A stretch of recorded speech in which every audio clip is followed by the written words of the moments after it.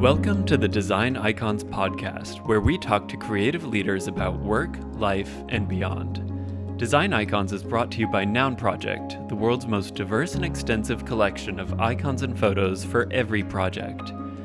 Today, we're joined by Frank Bach, staff product designer at Instagram, formerly at Headspace, whose work spans product, growth, and brand design. Today, Frank tells us about his career and his interest in the relationship between mindfulness and creativity, how meditation can empower you to be a stronger designer and more engaged contributor. Cool. So, Frank, thank you so much for taking the time to chat today. To get started, can you tell us about yourself? What's your background and how did you get to where you are today? Yeah, thanks for having me. I guess first things first, I'm a designer by trade. It's what I've been doing to make a living for, the better part of 15, almost 20 years. How I got started designing was really, making posters, album artwork, way back when MySpace pages for me and my friends' bands. Was super into music and just kind of making stuff, creating stuff, building stuff, making online communities, those kind of things. And that's kind of before really knew you could do this and make a living. And when I discovered the world of graphic design, kind of blew my mind. I was like, oh wow, I could, have a life doing the things that I already just naturally enjoy doing. And maybe with other people in teams and companies, didn't really know what that would look like. But rewind to the I guess not the last recession, but the recession before that, there wasn't a lot of hiring going on, and I started my own agency. Me and a friend, we had a couple freelance contracts, and you know how the story goes. It's like one or two contracts turns into a couple long-term things, and all of a sudden you have, I guess you have a business. And yeah, we ran that for a good 7 years up in Sudbury, Ontario, Canada. And then I kind of had my sights set for the West Coast and then California. I wanted to get into more of the world of like digital product and app building. And that's when I landed at Red Bull. Very cool. And then after Red Bull, what did your career path look like? I always tell people logos matter, brands matter, that kind of stuff. And the story you tell will make a huge difference in your career trajectory. And I think I'm a half decent designer. I'm pretty good at what I do. I've been doing it for a while. But as soon as I got Red Bull on the resume, doors started to open. Was like, now I have a story to tell. Now I have, there's some connection to the world of, extreme sports, and Red Bull pretty much does everything. I mean, one of the biggest lifestyle brands in the world. They do apps, they have, music events, live events. They had a guy jump out of space, like what don't they do? Yeah. And I got to kind of cherry pick, their story and how it fits into with my story as a kid who grew up skateboarding and, making music. And then I I wanted something maybe a little bit more laid back. And I'm a Gemini. I like opposites. I have dualities. And I went and tried to get myself a job at the time the biggest meditation app, Headspace. Very cool. So yeah, you spent what, like 7 years at Headspace? Yeah, it was 7 years. Yeah, Red Bull was a short stint. I knew it was, kind of a launching pad, but it wasn't going to be forever. And Headspace was where I think I really found my groove. That's awesome. I love Headspace.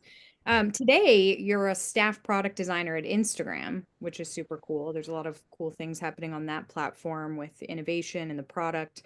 And one thing we've talked about in the past is how, as a designer, you've chosen the individual contributor path Yeah. versus, the management path. So can you share more about your career and kind of why you've chosen the individual contributor route? And, for people who don't really know maybe what the differences are, for between like an IC and a manager in a design function within an organization. Can you share a little bit more about that? Yeah, for sure. I'll start with the definition part a little bit. So, individual contributor path is kind of a designer's designer, somebody who's working in the pixels every day, corralling the cross-functional team, making sure that things are getting built on time with, quality and actually shipping and getting out there. And the managerial side would be more like the kind of the team coach, somebody who's responsible for the team's success, that, all the individual contributors are on the right path, working towards their team's goals. And managers are typically in charge of things like, career progression, Mhm. hiring and firing, some of the stuff that's a little bit less fun to deal with. And I think for myself, I got into this because I like the craft. I like making stuff. Whenever I don't make stuff, I feel like I'm gonna go a little bit crazy.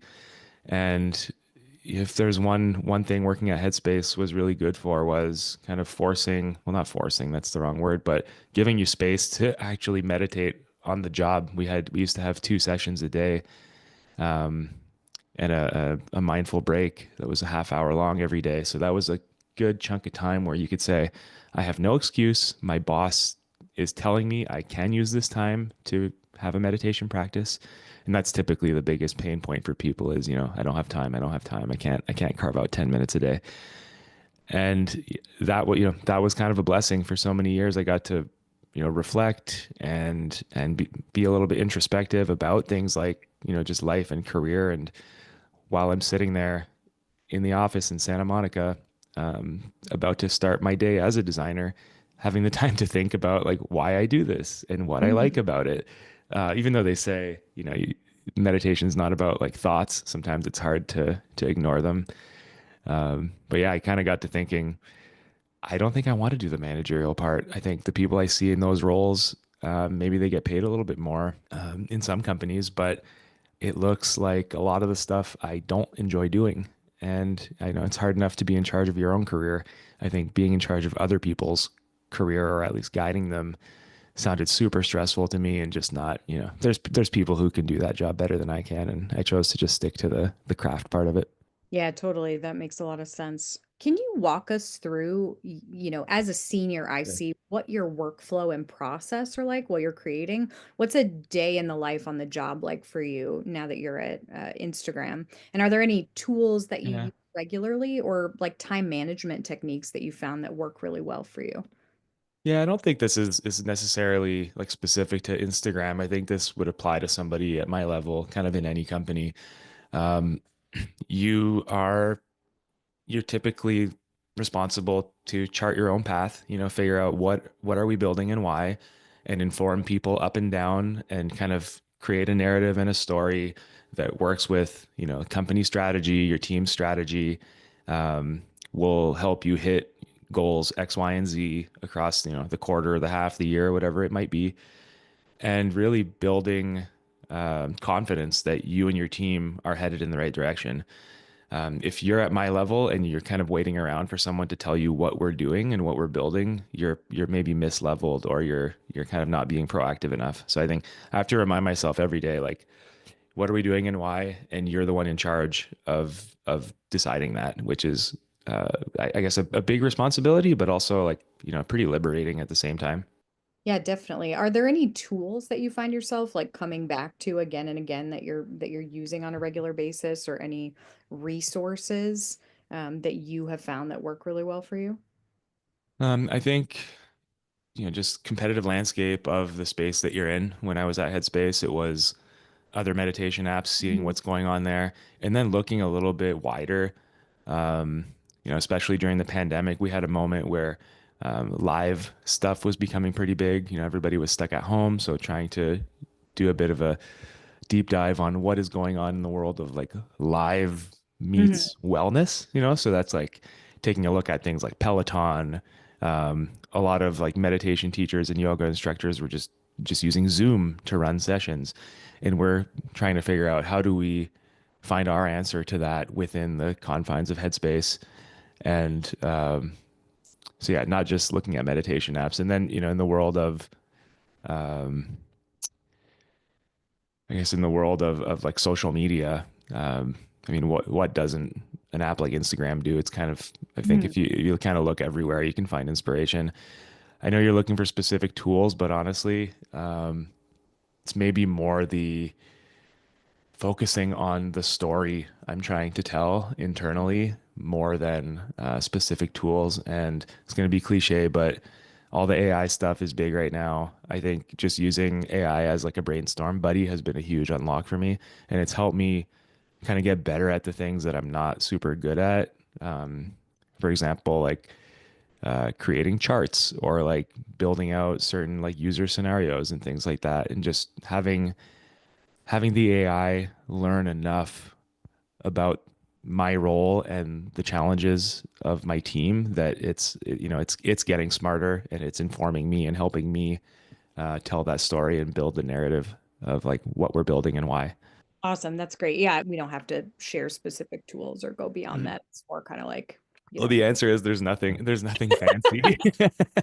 It's like screen I totally recording. get it. Yeah. Oh, sure. Yes. Screen recording. That's a big one. That kind of, So, yeah, yeah. do you want to talk more specifically about AI and kind of what your thoughts are on how AI is actually impacting the world of design? I think there's been like a lot of shifts for, design and designers Yeah, in general.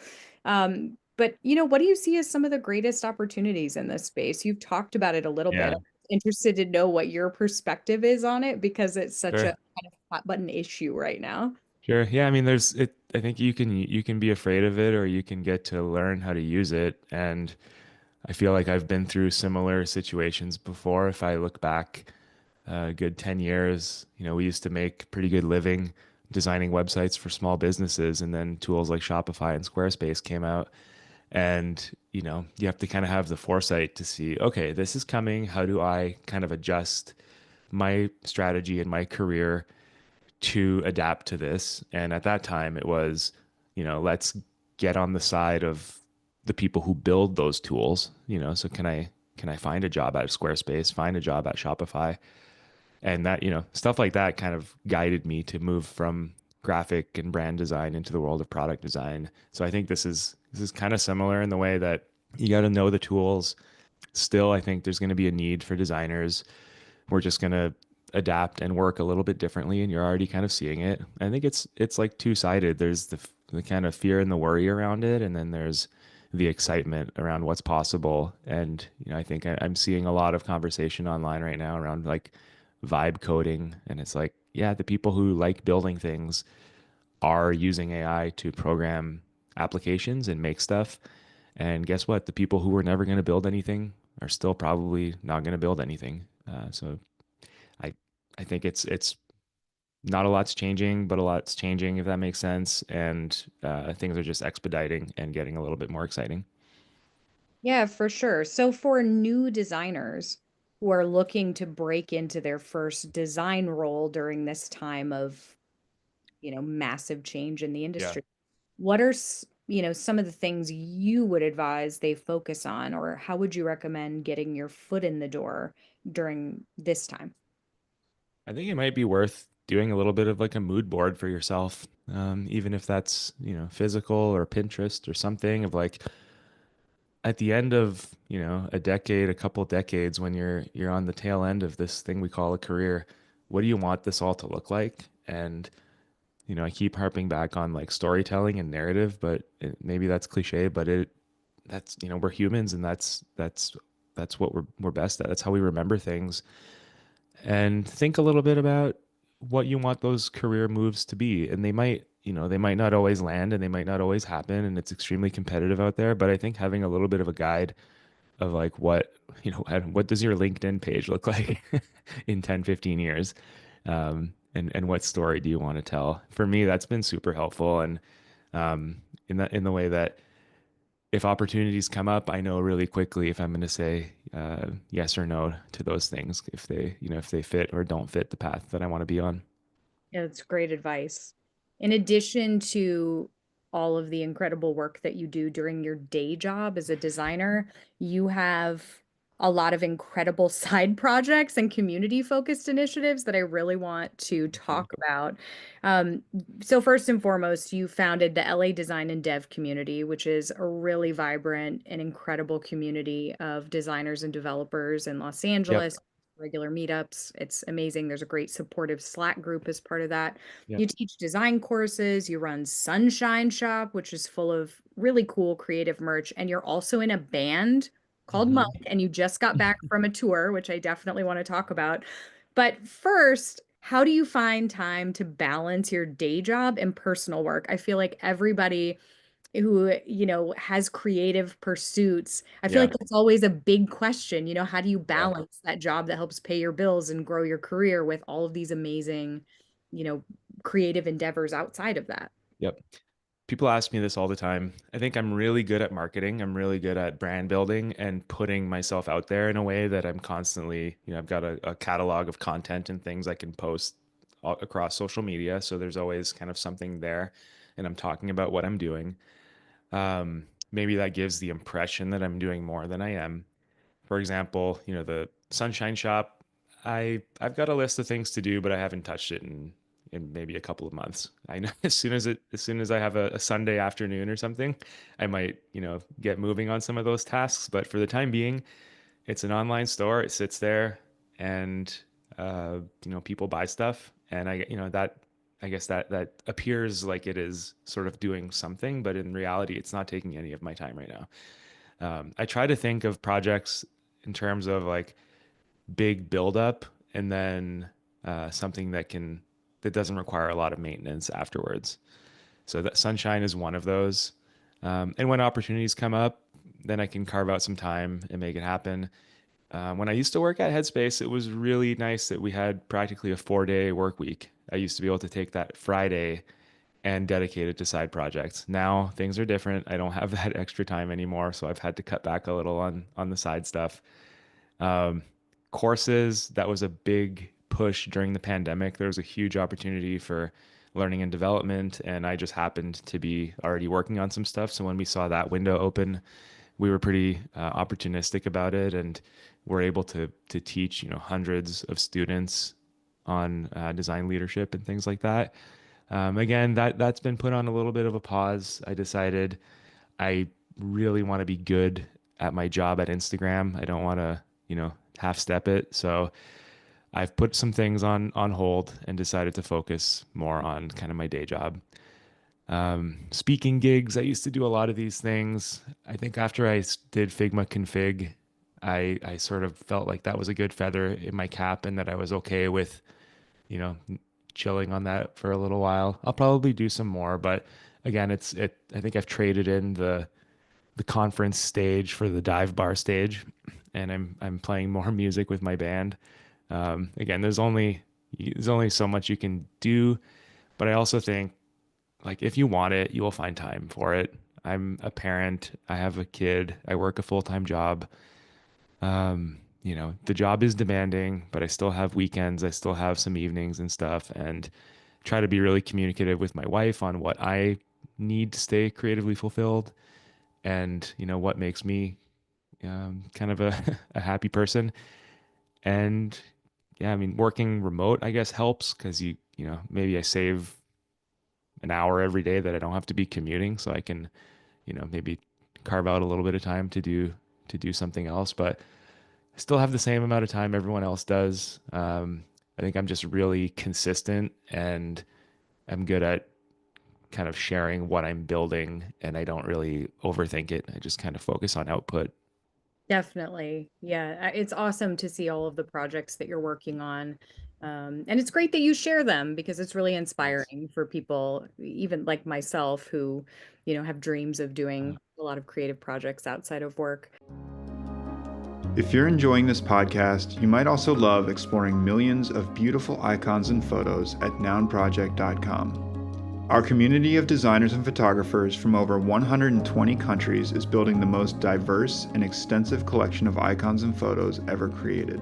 Since 2010, Noun Project has been the go-to choice for the world's top brands and best designers. Check us out free today at nounproject.com. Can you tell us, you just went on tour with your band, right? Can you tell us where you went and kind of what that experience was like? Yeah, for sure. Just got back. It was a short run, about 7 days. I've had this vision of touring Mexico for a long time. When we started this project, the band's called Monk, and we are releasing a record at the end of this month. And we thought, we've done a bunch of Southern California stuff, done a couple of short runs in Canada, where I'm from. And yeah, Mexico was on the vision board. I thought, I want to be known as this band that sort of goes and plays places that not everyone is willing to trek to. We had some really long drives, a couple flights. We kicked it off with some border cities just across from San Diego. And then we hopped on a plane and went to Mexico City. And then we gigged around there for, I think it was about 4 days. Got to visit Guadalajara, Querétaro, which was a really beautiful historic city. The smaller town called Aguascalientes was really nice. We played what was practically like a town fair with like a Metallica cover band, which was really hilarious. You know, tour is a wild place. Every day is different. Sometimes you have a great night, sometimes you have a bad night, and you just have to kind of keep it going and reset for the next day. I think I try to have low expectations, so when things go well, it's super exciting. And yeah, as I'm getting older, I think 1 week is a pretty good run. When I was in my 20s, I could easily do 2 to 4 week runs, but trying to balance a day job and stuff at home, I think 1 week is a good, it's a good kind of time boxed little moment of getting outside of the day to day grind. That's awesome. How long has your band been in existence? Like how long has Monk been around? Yeah, I think about 3.5 years. That's awesome. Do you still Yeah. play shows in LA? Yeah, we're playing a couple at the end of the month for a record release. That said, we've played around Southern California a lot. This is one of the biggest markets in the world. Every local band in LA is practically a global talent that could draw audiences almost anywhere. So I think we try to play sort of more around LA, if that makes sense. Um, we'll do stuff here, but I'm a big fan of kind of getting out of the city and going to play places that are maybe a little bit off the beaten path. Yeah, for sure. That's wonderful. You have mentioned before when we've talked about things like your band, that you look at those things through the lens of product and Yeah, product design and growth versus just focusing on the design, the graphic sure. design, that digital craft part of making. So can you Yeah. talk a little bit more about that and how it impacts the work and kind of your fulfillment with the work? Yeah, I mean, this is going to be the geekiest thing ever, and all my music friends will make fun of me about it, but I can't stop seeing things through the lens of product. And, I think even though music is super fun and I don't do it to make a living, it's probably the most challenging way you could try to make a living. Um, I try to use what I know from being a product designer and apply it to art. And maybe for some people that kind of sucks the fun out of it, but I think being kind of successful with things makes it more fun for me. So trying to balance those two things, for sure, being creatively fulfilled, but with a little bit of, guidance of the insights and data that I'm getting. For example, Monk put out a record a few years ago, and it was maybe, um, it was it was like a fast, speedy punk rock record, and content wise, it was maybe on the kind of lighter side of things. And then I thought, you know what, for the second one, let's kind of treat it like an A/B test and actually like down tune, go a little bit heavier, try some things that we maybe wouldn't have done on the first record and see how that lands. Now, of course, there's a little bit more captive audience, and now we have like an actual Spotify presence and things like that. But I would say if I'm comparing record one and record two as an kind of a loose A/B test, the heavier side of things landed a lot better. Not to say that the first record didn't, but it's a pretty clear sign in terms of like monthly listeners, you know, the rate at which we're getting followers on social media. I can really see that, yeah, okay, we should probably double down on what's working really well. And, there's tools like the Spotify for Artists app or, the Apple Music kind of insights, and going to look at that and seeing where are the listens coming from. What does the comments filter look like on the Instagram page? Who's commenting and who's following us? And I got to see there's a lot of activity in Latin America, Spanish speaking countries, and that kind of guided us to tour Mexico as well. So kind of all these parts painting a picture of, okay, this is a clear sign that you should probably go and do this and see how that goes. And if it works out, then you can trust your intuition and the in following that. So yeah, and I think that's not really any different from how I would build product for, say a startup or a tech company. I think that that's kind of like a classic um, product market fit playbook. Yeah, definitely. As someone who works in the digital space and has spent many years working in digital, Yep. what are your thoughts on the importance of making physical things? You've talked before about things Yeah. like vinyl and Yeah. cassettes, and we've talked before about that joke that like every creative director starts making furniture. I know that it's something that's very Yeah. impactful, so tell me about that work.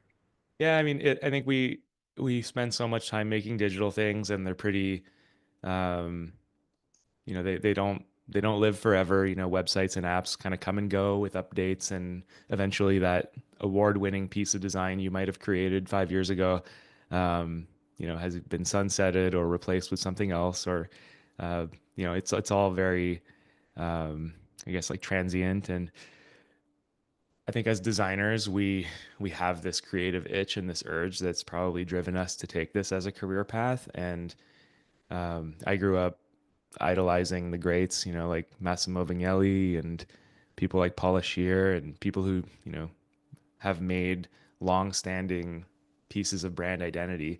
And in the digital world, that doesn't really exist anymore. And so I think I'm driven a little bit to create more like graphic designy type things, or like actual artifacts of stuff, magazines, records, things like that. Um, yeah, the joke of like every creative director eventually makes a chair. I think that, or they get into woodworking or something. I've got a lot of friends who have done that, and I just had to, it sounds fun, but I've had to remind myself, like, what is what is the frank answer to to that urge, And I think that all, when you look back at the whole personal brand piece, it all, that's all part of it, right? Is like kind of constantly asking yourself, what's the most me version of this thing, and how do I respond to that? And over years it builds up a reputation, builds up a bit of a, yeah, again, back to story, builds up a story about you. I want to talk more about personal brand because Yeah. earlier you mentioned that you're really good at marketing and kind of sharing all of the things that you're doing, and you have built this incredible personal brand, which is amazing across a bunch, multiple different channels. Yeah. So, how do you decide what to share, where to share it, and what to talk about? And also, I think during the pandemic, with the rise of remote work, it also Mhm. kind of changed how people are approaching the work and personal life kind of separation. It seems like Yeah. everything's kind of blurring together a lot more now, and people are sharing a lot more personal things. So yeah, if you could share more about your point of view on that. Yeah, for sure. I've put a lot of effort into Twitter X over the years, and that is probably where my main audience lives. There's a kind of niche group called Design Twitter that you've probably heard of a bunch of times, but I think that still exists and is still the place where designers kind of hang out the most. I don't have like a scientific method of looking at this, but I think if it's designy kind of content, um, I'll post on Twitter. If it's highly visual, maybe it'll make its way into an Instagram story. I don't think I'm not really actively trying to build my Instagram audience. If it grows, it grows. Um, but there are other places. For example, maybe like Dribble, where I definitely chose not to have a presence there. It doesn't excite me. I find it doesn't really fit with what I'm trying to do with my career. So just being able to say no and accept that you're not going to have a presence there, I think there's something powerful to that. And I think a lot of people kind of um, just get overwhelmed thinking that they have to do everything. Years ago, I used to invest a little more in blogs like medium.com. I think at one point I realized, you know what, I'm putting a lot of effort kind of building up someone else's platform. And if this is really important to me, maybe I'll just spin up my own personal blog, actually drive traffic to my site instead of somewhere else. Like now with tools like ChatGPT and Claude and all that, anyone can be a blogger. You can spit out 1,200 words in 2 seconds. So I think that's an interesting new dynamic. And I don't know if I'm glad that I didn't invest more in kind of writing, but Yeah, that's a decision I've made, and not just online spaces, but physical spaces, like doing design conferences. But again, going back to kind of the data numbersy part of things, like why are you speaking at design conferences? Most people have something to push, like maybe a book or they're like, it's very rare that people are actually like worldwide speakers that are just on a speaking tour for long amounts of time. Um, I think that's a really tough way to make a living. But a good design conference probably has, let's just say, 2,000 people, like big event. Um, well, I can go on Twitter and I can post to like 50,000 people in 2 seconds. So if I'm really just trying to get an idea out there, I can do it from the comfort of my couch, and I don't have to get on a flight and go to London or something and speak it to a room. So that's another way I kind of look at things. Like, what am I trying to achieve? What's the kind of cost slash effort slash return on that? And what's kind of guiding me to do that? Is investing in building a personal brand something that you Yeah. think everyone needs to invest their time in? And for designers who are Yeah. looking to build a personal brand to help them either get hired for a new job or grow their client roster, what advice can you share around personal storytelling and kind of how to get started there? Yeah. I mean, I think there, there's some hot takes. There are people who aren't a fan of this approach, and there are people who aren't a fan of what I do, and that's totally fine. I'm not for everybody. I like what I do. I'm having a lot of fun. I think anybody who sees what I'm doing can get the sense that um, this guy enjoys his life and career. It's true, I do, and I think it's the days are long, and you only live once at the same time, so might as well have fun doing it. And I think personal brand is just sort of a corporate term for reputation. And if you're going to have a reputation anyway, um, it's worth putting some effort into how do people think and talk about you when you're not in the room. And that can mean many things to many people. And I kind of go back and forth between um, personal brand on, say, social media, call that like the external personal brand, and then internal as well within the company that you work at. And that's also been a bit of a challenge in my career of balancing both, or like leaning more toward one than the other. Um, there have been times where I've gone so hard on the external kind of visibility piece that maybe I've struggled a little bit on being respected on the team that I'm on, and I've had to adjust, say, wait, hold on, wait a second, why are we doing this again? And maybe let's focus more on kind of the internal reputation building part within the company that you're at, because that's what's actually paying the bills right now. So I think it's worth thinking of it through that lens. But yeah, it's really all reputation. I don't really consciously sort of do it. I'm just, I guess, just being yourself and finding ways to broadcast it, whatever that makes sense for you.